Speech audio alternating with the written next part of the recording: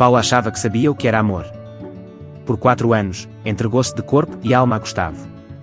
Acreditava nas mensagens fofas antes de dormir, nas promessas de viagens a dois, e nos planos para uma casa com varanda cheia de plantas.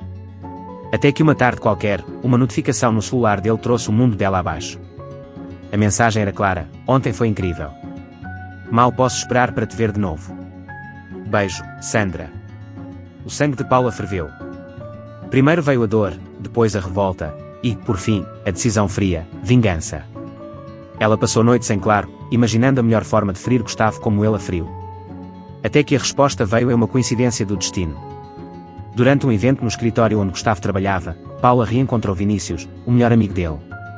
Vinícius era o tipo de homem que chamava a atenção sem esforço, sorriso torto, olhar perspicaz e um jeito casual de deixar as pessoas confortáveis.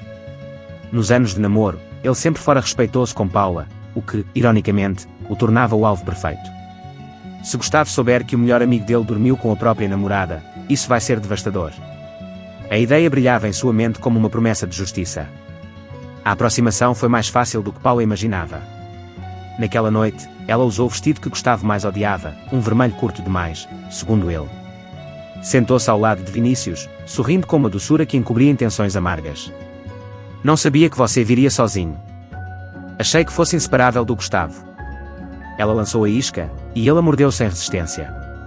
Até achava que ele viria. Mas sabe como ele é, desaparece sem explicações. O tom de Vinícius carregava uma certa mágoa, como se ele também estivesse cansado das mentiras do amigo. Paula usou isso a seu favor. A conversa fluiu como um rio calmo e, depois de alguns drinks e risadas compartilhadas, eles terminaram no apartamento dele.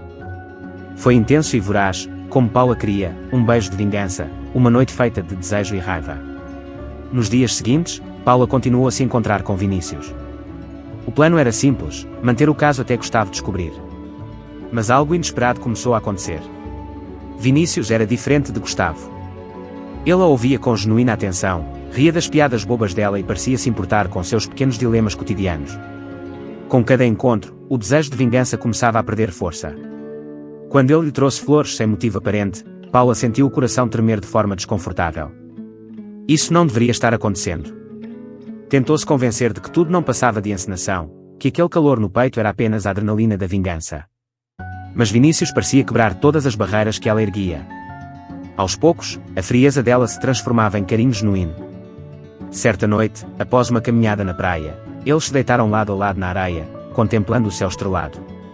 Vinícius virou-se para ela e, sem rodeios, disse: Paula, eu sei que você está machucada. E sei porquê. Gustavo não te merecia. E, sinceramente, estou começando a torcer para que você me escolha. Não como parte de um jogo, mas por nós dois. As palavras dele refletiram na mente dela como uma súplica e uma confissão. Ele sabia. Sempre soube. E ainda assim, estava ali, disposto a perdoá-la e a construir algo verdadeiro. De volta ao apartamento, Paula passou a noite em claro. O telefone na mão, o dedo pairando sobre o contato de Gustavo.